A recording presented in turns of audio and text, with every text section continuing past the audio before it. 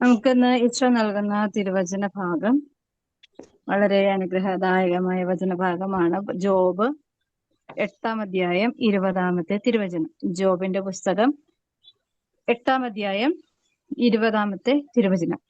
നിഷ്കളങ്കനെ ദൈവം ഉപേക്ഷിക്കുകയില്ല. നിഷ്കളങ്കനെ ദൈവം ഉപേക്ഷിക്കുവോ? ദൈവത്തിന്റെ സ്വഭാവം അനുസരിച്ച് നമുക്ക് പ്രതീക്ഷിക്കാവുന്ന ഒരു വലിയൊരു അനുഗ്രഹമാണ്. നിസ്സഹായതയില് നമ്മുടെ ജീവിത യാത്രകളിൽ ഒത്തിരി ഇല്ല, ഇന്നത്തെ കാലത്ത് നിയമങ്ങള് നിഷ്കളങ്കനെതിരാണ്, നീതി നിഷ്കളങ്കനെതിരാണ്. പിന്നെന്തൊക്കെയാണ് ഇതില്? നീതിയും നിയമവും എല്ലാം എതിരാണ്. എല്ലാം എതിരാണല്ലേ? അപ്പൊ ഹോസിയയുടെ പുസ്തകത്തില് ഇങ്ങനെ പറയുന്നുണ്ട്, നിന്നെ എങ്ങനെ പരിഗ്രഹിക്കും എന്ന് പറയുന്നത്, നീതിയിലും കാരുണ്യത്തിലും സ്നേഹത്തിലും വിശ്വസ്തതയിലും ഞാൻ നിന്നെ പരിഗ്രഹിക്കും. അതായത് കല്യാണം കഴിക്കും എന്നല്ലേ മലയാളത്തില്. അതായത് അത്രയും മണവാട്ടിയെ പോലെ സ്വീകരിക്കുമെന്ന്. അപ്പൊ നീതിയിലും കാരുണ്യത്തിലും വിശ്വസ്തതയിലും സ്നേഹത്തിലും പരിഗ്രഹിക്കും എന്ന് പറയുമ്പോൾ അത്രമാത്രം ദൈവം മനുഷ്യരുടെ പ്രവൃത്തികൾ വെച്ച് നോക്കുമ്പോ നമുക്ക് നമ്മളിപ്പോ ഒരു വ്യക്തിയെ സഹായിച്ചു, സ്നേഹിച്ചു, ഉപകാരിയായി നമ്മുടെ കൂടെ കൊണ്ട് നടന്നു. പക്ഷെ ഒരു സമയത്ത് നമ്മളെ ചതിച്ചു കഴിഞ്ഞാൽ നമുക്ക് പിന്നെ ആ വ്യക്തിയോടുള്ള ആദ്യത്തെ വിശ്വസ്തത നഷ്ടപ്പെടും. പിന്നെ നഷ്ടപ്പെട്ടു കഴിഞ്ഞാൽ ആദ്യത്തെ സ്നേഹം നമുക്ക് വീണ്ടെടുക്കാൻ ഭയങ്കര പ്രയാസമാണ്. അത് ഏത് വ്യക്തിയാണെങ്കിലും അല്ലെ, അത് മക്കളായാലും ഭർത്താവായാലും മാതാപിതാക്കളായാലും പലപ്പോഴും നമുക്ക് ആ ഒരു മുറിപ്പാടായിട്ട് അവിടെ കിടക്കും. അപ്പോ അങ്ങനെ കിടക്കുന്ന അവസ്ഥയിൽ നമുക്ക് അതിനെ പൂർണ്ണമായി, അതായത് 100% നമുക്ക് അതിനെ ഹീല് ചെയ്തു എന്ന് നമുക്ക് പറയാൻ പറ്റില്ല. അപ്പോ ഈശോ, ഞാനിങ്ങനെ കഴിഞ്ഞ ദിവസം ഇങ്ങനെ ഓർക്കുമായിരുന്നു, നമ്മുടെ ഓരോ പ്രവൃത്തികളും അനുസരിച്ച് ദൈവം നമ്മളെ നമ്മളെ ശിക്ഷിച്ചിരുന്നെങ്കിൽ ഈ പ്രപഞ്ചത്തിൽ മനുഷ്യരുണ്ടാവില്ലായിരുന്നു. എന്നാൽ ഈ ലോകത്തിലെ ഏറ്റവും കൂടുതൽ സഹിക്കുന്നത് മനുഷ്യരാണോ ദൈവമാണോ എന്ന് ചോദിച്ചാല് ആരാണ്? ദൈവം തന്നെയാണ്. ദൈവം തന്നെയാണ് അല്ലെ? അപ്പൊ നമ്മളുടെ ആ പ്രവൃത്തിക്കനുസരിച്ച് ദൈവം പ്രവർത്തിക്കാതിരുന്നിട്ടും ദൈവത്തിന് കൊടുക്കുന്ന നന്ദികേടിലും നമ്മളോട് സ്നേഹത്തോടുകൂടെ മരണം വരെ വിശ്വസ്തയോടുകൂടെ ആയിരിക്കുമെന്ന് വചനം പറയുന്നുണ്ടെങ്കിൽ തീർച്ചയായും അത് തന്നെയാണ്. ജോബിന്റെ പുസ്തകം, ജോബ് മരണം വരെ ദൈവത്തോട് വിശ്വസ്തത പുലർത്തിയ ഒരു വ്യക്തിയായിരുന്നു അല്ലെ? മരണം വരെ. അപ്പം മരണത്തിന്റെ നിഴൽ വീണ താഴ്വരയിലൂടെയാണ് ജോബ് തന്റെ ജീവിതം കടന്നുപോയത്. കാരണം ഒരു സുപ്രഭാതത്തിൽ സർവ്വതും നഷ്ടപ്പെട്ടു. പിന്നെ കൂടെ ഉണ്ടായ ഭാര്യ പറയുന്നുണ്ട്, നിങ്ങൾ ഈ ദൈവത്തെ ഉപേക്ഷിച്ച് ശപിച്ച് തള്ളിയിട്ട് നിങ്ങൾ ഈ വിശ്വാസത്തിൽ നിന്നും മാറണം എന്നുള്ള ഒരു ചിന്തയാണ് സ്വന്തം ഭാര്യ പോലും കൊടുക്കുന്നത്. കാരണം ദൈവത്തിൽ വിശ്വസിച്ച് ജീവിച്ചതാ, പക്ഷെ ഓരോ ദിവസവും വാർത്ത കേൾക്കുന്നതെല്ലാം നഷ്ടങ്ങളുടെ ഭീകരമായ കണക്കുകളായിരുന്നു. എല്ലാം നഷ്ടപ്പെട്ടു, വട്ടപൂജ്യമായി. സ്വന്തം ശരീരം പോലും പൂർണ്ണമായി നാമാവിശേഷമായിക്കൊണ്ടിരിക്കുമ്പോഴാണ് 3 സുഹൃത്തുക്കള് വരുന്നത്. അപ്പോ ഈ സുഹൃത്തുക്കൾ വരുമ്പോ ജോബിനൊരു പ്രതീക്ഷയുണ്ട്, പ്രത്യാശയുണ്ട്, ഒരു നല്ല വാക്കൊക്കെ പറഞ്ഞ് സമാധാനിപ്പിക്കുന്നു. പക്ഷെ അവര് കുറച്ചു ദിവസം ജോബിനോട് ചേർന്ന് സഹതപിച്ച് ഇങ്ങനെ കൂടെ ആയിരുന്നു. പക്ഷെ പിന്നീട് അവരുടെ സ്വഭാവവും ജോബിന്റെ ചിന്തകൾക്കും പ്രവൃത്തികൾക്കും എതിരാണ്. അപ്പൊ ഹൃദയങ്ങളെ പരിശോധിച്ച ആ ജോബിന്റെ ജീവിതവും സുഹൃത്തിന്റെ ജീവിതവും വ്യക്തമായിട്ട് അറിയാവുന്നതുകൊണ്ട് ജോബിന്റെ പുസ്തകത്തിൽ ലാസ്റ്റത്തെ അധ്യായത്തിൽ പറയുന്നുണ്ട്, അവരുടെ ചിന്തകളെ ദൈവം മനസ്സിലാക്കുന്നത് കൊണ്ട് ജോബ് അവർക്ക് വേണ്ടി പ്രാർത്ഥിച്ചുകൊണ്ട്, പരിഹാര ബലി അർപ്പിച്ചുകൊണ്ട് പ്രാർത്ഥിക്കുമ്പോഴാണ് കൂടെ ഉണ്ടായ സുഹൃത്തുക്കളെ പോലും ദൈവം അനുഗ്രഹിക്കുന്നത്. അപ്പോ ആ നിഷ്കളങ്കതയുടെ പരിണിത അനുഗ്രഹമാണ്, നിഷ്കളങ്കതയുടെ പ്രതിഫലമാണ് ജോബിന് കിട്ടിയ അനുഗ്രഹം. ജോബിന് 4 ഇരട്ടിയായിട്ടാണ് ദൈവം അനുഗ്രഹിച്ചത് എന്ന്. അപ്പോ മക്കളെ കൊണ്ടും സമ്പത്ത് കൊണ്ടും എല്ലാം കൊണ്ടും ദൈവം 4 ഇരട്ടിയായി സമൃദ്ധി നൽകി.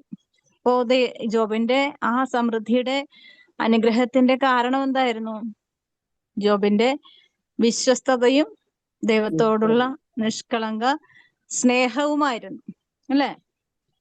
ഇന്ന് അതെ. ഒരു വിശ്വാസി എന്ന് ഒരു വിശ്വാസിയാണെങ്കിൽ തീർച്ചയായും നമ്മുടെ ജീവിത പരീക്ഷണങ്ങളുടെ ഏറ്റവും കടുപ്പേറിയ അനുഭവങ്ങൾ കൂടി ഒരു സാധാരണ വിശ്വാസിക്ക് അത്രയൊന്നുമില്ല. വിശ്വാസത്തിന്റെ ഗ്രേസ് കൂടുന്നതനുസരിച്ച്, ഗ്രാവിറ്റി കൂടുന്നതനുസരിച്ച് സഹനങ്ങളുടെ അല്ലെങ്കിൽ പരീക്ഷണങ്ങളുടെ, പ്രലോഭനത്തിന്റെ ശക്തിയും വർദ്ധിക്കും. അല്ലെ? പ്രലോഭനത്തിന്റെ ശക്തി വർദ്ധിക്കുമ്പോഴാണ് നമ്മുടെ ഗ്രേസ്, ദൈവം നമുക്ക് സ്റ്റെപ്പുകൾ കൂടുതൽ കയറാനുള്ള വഴികൾ തുറന്നു തരണത്.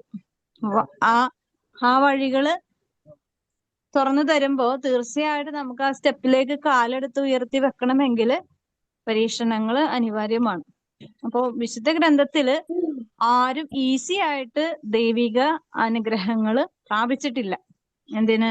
പരിശുദ്ധ അമ്മ പോലും ഏറ്റവും കഠിനമായ സഹനങ്ങളിൽ കൂടി ഒരു സ്ത്രീ ഒരിക്കലും സഹിക്കാൻ പാടില്ലാത്ത, അല്ലെങ്കിൽ ഒരിക്കലും കടന്നു പോകാൻ പറ്റാത്ത വിധത്തിലുള്ള സഹനങ്ങളെ അതിജീവിച്ച് ഈ ലോകത്തിന്റെ മുമ്പില് ദൈവത്തിന് വേണ്ടി നിലകൊണ്ട ദൈവത്തിന്റെ അമ്മ തന്നെയാണ്. അല്ല, അപ്പൊ നമുക്ക് മാതൃക എന്ന് പറഞ്ഞാല് നമ്മൾ എങ്ങനെ പരീക്ഷണങ്ങളെ അതിജീവിക്കാം, നമ്മുടെ വിശ്വാസത്തെ എങ്ങനെ വിശദീകരിക്കാം അല്ലെങ്കിൽ നിലനിർത്താം എന്നുള്ള ആ ഒരു കാര്യങ്ങൾക്ക് വ്യക്തത നൽകിക്കൊണ്ട് നമുക്ക് നമ്മുടെ ജീവിത യാത്രകളിൽ ഒത്തിരി മനുഷ്യരുടെ ജീവിതം, അതായത് പച്ചയായ മനുഷ്യരുടെ ജീവിതം നമ്മുടെ മുമ്പിലുള്ളത് കൊണ്ട് നമുക്ക് എക്സ്ക്യൂസ് പറയാൻ പറ്റില്ല. നമ്മുടെ എക്സ്ക്യൂസ് എന്ന് പറഞ്ഞാല് നമ്മളുടെ സ്വാർത്ഥത അതില് ഉള്ളത് കൊണ്ടാണ്, അല്ലെങ്കിൽ നമ്മളുടെ എക്സ്ക്യൂസ് എന്ന് പറഞ്ഞാൽ നമ്മുടേതായ സ്വാതന്ത്ര്യം അല്ലെങ്കിൽ നമ്മുടേതായ ഇഷ്ടം, നമ്മുടെ ആഗ്രഹങ്ങൾ അനുസരിച്ചിട്ട് വന്നതാണ് എക്സ്ക്യൂസുകൾ. അപ്പോൾ ദൈവ തിരുമുമ്പില് ദൈവത്തിന്റെ പ്രിയപ്പെട്ടവർക്ക് കടന്നു പോകേണ്ട വഴികള് മുള്ളും മുൾച്ചെടികളുമാണ്.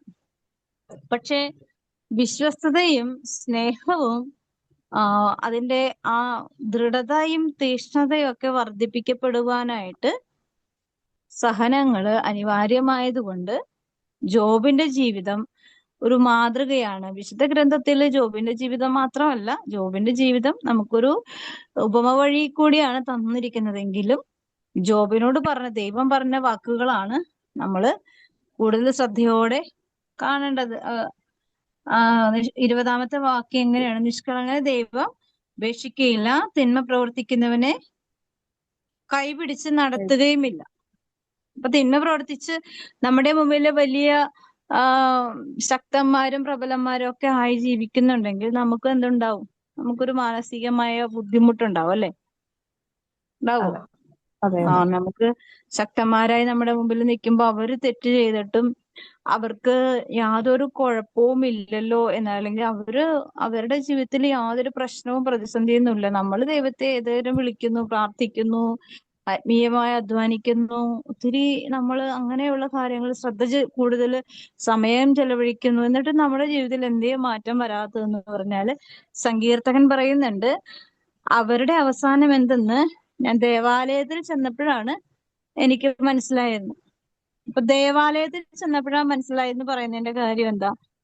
ദൈവത്തോടടുത്ത് നിന്നപ്പോഴാണ് എനിക്ക് മനസ്സിലായത് എന്നുള്ളതാണ്. ദൈവത്തോട് അടുക്കുന്നതനുസരിച്ച് കാര്യങ്ങൾ മനസ്സിലാക്കാൻ സാധിക്കും. അല്ലെ? അതെ.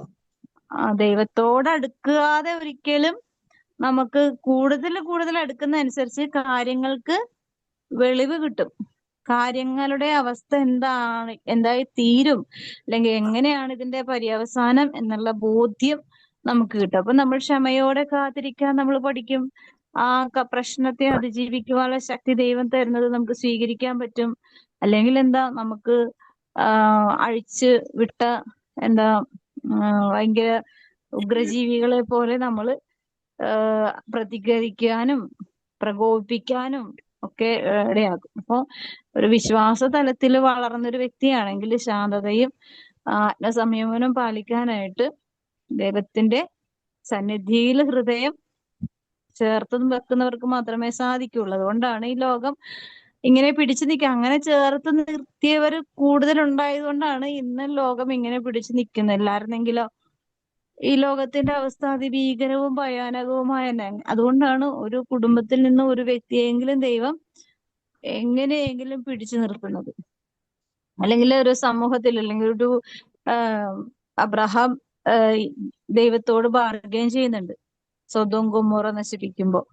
അല്ലെ, എന്താ ചോദിക്കുന്നേ? ഒരാളെങ്കിലും അവിടെ കണ്ടിരുന്നുവെങ്കിൽ ആ ദേശം ഞാൻ നശിപ്പിക്കില്ലായിരുന്നു എന്നാ പറയുന്നത്. അപ്പൊ പലവട്ടം ബാർഗൈൻ ചെയ്യുമ്പോഴും ദൈവത്തിനറിയാം അവിടെ ഒരാള് പോലും ഇല്ല. അപ്പോ അങ്ങനെ ഒരാള് പോലും ഇല്ലാത്ത ആ ദേശത്തിന് വേണ്ടി അബ്രാഹാം ബാർഗൈൻ ചെയ്യുമ്പോൾ അബ്രാഹത്തിന് വ്യക്തമായിട്ട് ആ ദേശത്തിനെ കുറിച്ച് അറിയില്ലായിരുന്നു. ദൈവത്തിന് പക്ഷെ അറിയാമായിരുന്നുകൊണ്ട് തന്നെയാണ് ദൈവം അങ്ങനെ പറഞ്ഞുകൊണ്ടിരുന്നത്. അങ്ങനെ പല ആവർത്തി പറയുമ്പോഴും ദൈവം അത് സമ്മതിച്ചു കൊടുക്കുന്നുണ്ട്. ഒരാളെങ്കിലും അവിടെ ഉണ്ടായിരുന്നെങ്കിൽ ഞാൻ ആ ദേശം നശിപ്പിക്കില്ലായിരുന്നു. അപ്പോ അങ്ങനെ അബ്രഹത്തെ പ്രതിയാണ് ലോത്തിനെ നശിപ്പിക്കാതെ വീണ്ടെടുക്കുന്നത്, അല്ലെ? എന്നിട്ടും ആ കുടുംബം നാശത്തിന്റെ വഴിയിൽ കൂടി പോയി, അല്ലെ? ലോത്ത് പോകുന്ന വഴി ദൂതന്മാര് പറയുന്ന വഴി അല്ല ലോത്ത് പോകാൻ ആഗ്രഹിച്ചത്. എനിക്ക് അങ്ങോട്ട് ഒരു മല കാണുമ്പോ അങ്ങോട്ട് ആ വേഗം കടന്നു പോകാൻ പറയുമ്പോൾ എനിക്ക് ആ മലയിലേക്ക് കടന്നു ചെല്ലാൻ എന്റെ ശാരീരികമായ ബുദ്ധിമുട്ട് എനിക്ക് അതുകൊണ്ട് സാധിക്കില്ല. അതുകൊണ്ട് ഞാൻ എളുപ്പവഴി, എളുപ്പമായിട്ടുള്ള സൊല്യൂഷനുകൾ കണ്ടുപിടിക്കുന്ന അവസ്ഥ. അപ്പൊ എളുപ്പം സൊല്യൂഷൻ കണ്ടുപിടിക്കുമ്പോഴേക്കും എന്താ സംഭവിക്കുന്നത്? നമുക്ക് നിലനിൽപ്പില്ലാത്ത അവസ്ഥയിലേക്ക് പോകാൻ ഇടയാക്കും. അപ്പൊ ദേവദൂതൻ പറഞ്ഞ വഴി കൂടി ആയിരുന്നെങ്കിൽ ലോത്തിന്റെ കുടുംബം നശിക്കില്ലായിരുന്നു. ലോത്തിന്റെ കുടുംബത്തില് ലോത്ത് വഴി പുതിയൊരു തലമുറ എങ്ങനെ ഉണ്ടായെന്നറിയാലോ, അല്ലെ? മക്കള് വഴി ദുഷ്ടതയുടെ ഒരു ജനം തന്നെ ഉണ്ടായി. അപ്പോ അങ്ങനെ അടുത്ത തലമുറകൾ ഉണ്ടാവൂലെന്ന് പറഞ്ഞും ആ മക്കളുടെ ഉള്ളില് പൈശാചികമായ ചിന്ത കൊണ്ടുവന്നു. കാരണം ആ ദേശത്ത് ആരും ഇല്ല എന്നുള്ളൊരു ധാരണ ആ മക്കൾക്കുണ്ടായി. അതുവഴി നമ്മുടെ തലമുറ നഷ്ടപ്പെട്ടു പോകുമെന്ന് പറഞ്ഞ് സ്വന്തം അപ്പനിൽ കൂടി മക്കളെ സൃഷ്ടിക്കാൻ ശ്രമിച്ചു. അതുവഴി വലിയൊരു തിന്മയുടെ ജനത അമ്മോന്യരുണ്ടായി, അല്ലെ? അപ്പം അങ്ങനെ ഒരുപാട് പ്രതിസന്ധികളാണ് ഒരു മനുഷ്യന്റെ നിഷ്കളങ്ക സ്നേഹം നഷ്ടപ്പെട്ടു പോകുമ്പോൾ ഉണ്ടാകുന്നത്. നിഷ്കളങ്കത എന്ന് പറഞ്ഞാല് നമ്മുടെ സ്നേഹത്തിനൊക്കെ നിർമ്മലതയുണ്ട്, നിഷ്കളങ്കതയുണ്ട്.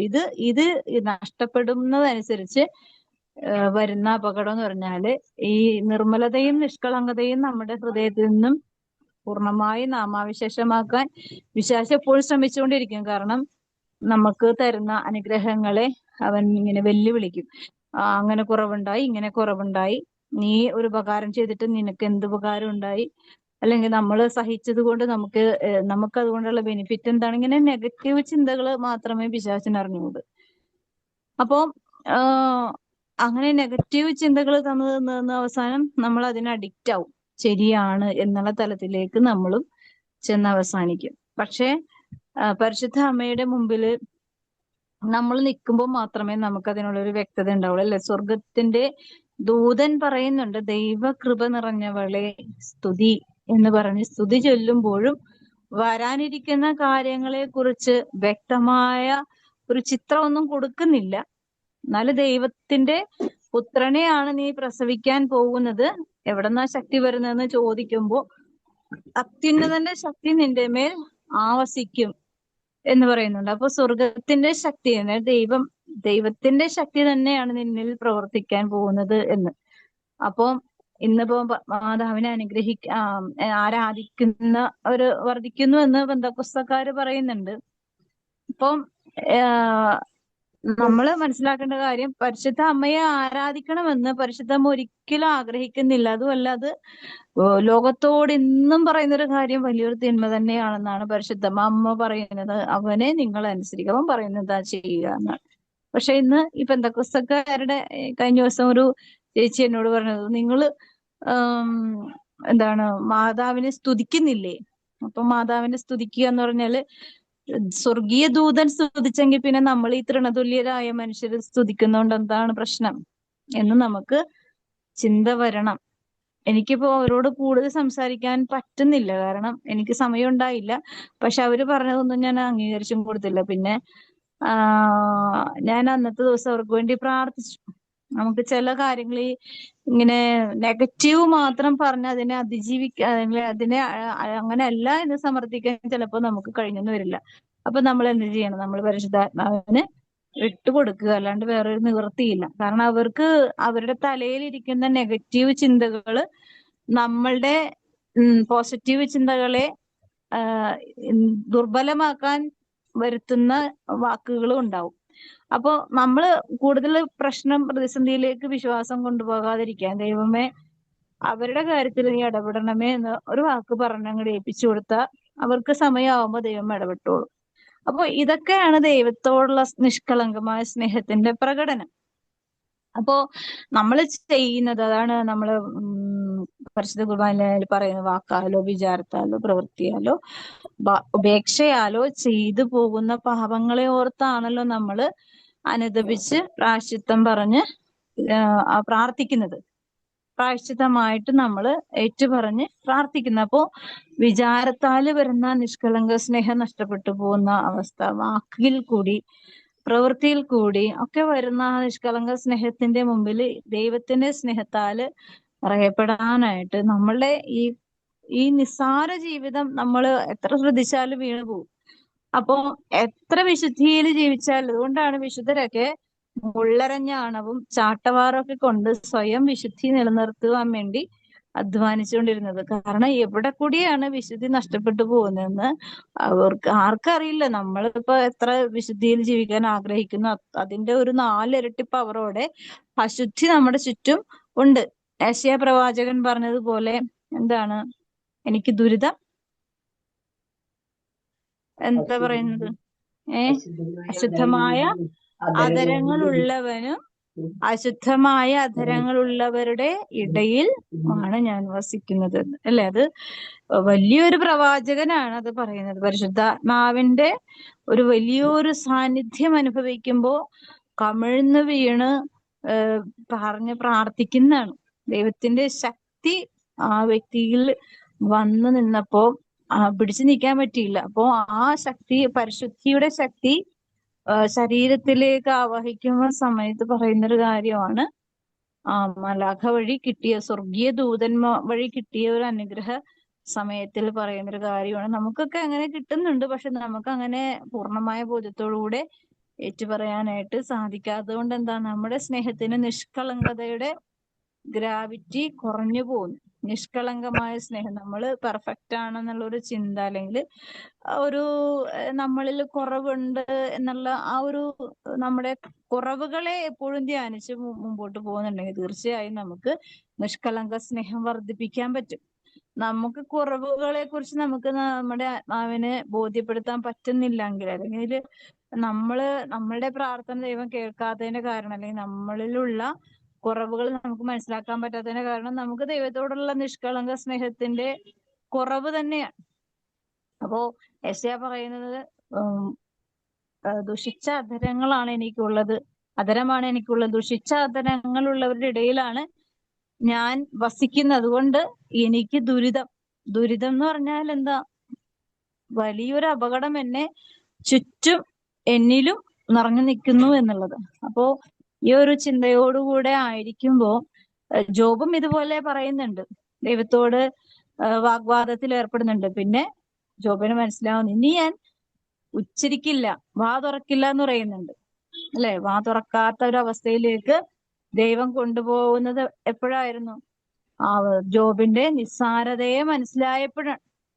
ജോബിന്റെ നിസ്സാരതയെ മനസ്സിലായപ്പോഴാണ് ജോബിന് ഞാൻ ഇനി വാ തുറക്കില്ല എന്ന് പറയുന്നത്. ഇത്രയും നാളും ഞാൻ കേട്ടതേ ഉള്ളൂ, ഇപ്പൊ ഞാൻ അറിഞ്ഞു എന്നുള്ളൊരു ചിന്തയിലേക്ക് ജോബ് സ്വയം എളിമപ്പെട്ടുകൊണ്ട് നിൽക്കുമ്പോൾ ജോബിന്റെ ആ നിഷ്കളങ്ക സ്നേഹം പുതുക്കുന്നുണ്ട്. അപ്പോ ഈ ഒരു നിഷ്കളങ്ക സ്നേഹം നമ്മളിലും നിസ്സാരമായ നമ്മുടെ ജീവിതങ്ങളിലൊക്കെ പുതുക്കപ്പെടുമ്പോഴാണ് ഈ നോമ്പുകാലം കുറച്ചുകൂടി അനുഗ്രഹദായകമായി മാറുന്നത്. നമുക്ക് പ്രത്യേകം പ്രാർത്ഥിക്കാം, നമ്മുടെ നിഷ്കളങ്ക സ്നേഹം കൂടുതൽ വിശദീകരിക്കപ്പെടാൻ, പുതുക്കപ്പെടാൻ ഈ ഒരു അനുഗ്രഹ കാലം, ഈ നോമ്പ് കാലം കൂടുതൽ കൃപയും നമ്മളെ തന്നെ, അതായത് മറ്റുള്ളവരിലേക്ക് നോക്കിയാൽ നമ്മൾ പെർഫെക്റ്റ് ആണെന്ന് തോന്നും. നമ്മളിലേക്ക് തന്നെ നോക്കി നോക്കി നോക്കി നടക്കാനായിട്ട്, അങ്ങനെ നമ്മൾ വഴി ഈശോയ്ക്ക് വേദനയെ ഉണ്ടാക്കാനായിട്ടുള്ള സമയങ്ങളെ, സാഹചര്യങ്ങളെ, ദിവസങ്ങളെ ഒക്കെ ധ്യാനിച്ചു പോകുമ്പോൾ ഈ നോമ്പുകാലം കുറച്ചുകൂടി ഗ്രേസ്ഫുൾ ആക്കി മാറ്റാൻ നമുക്ക്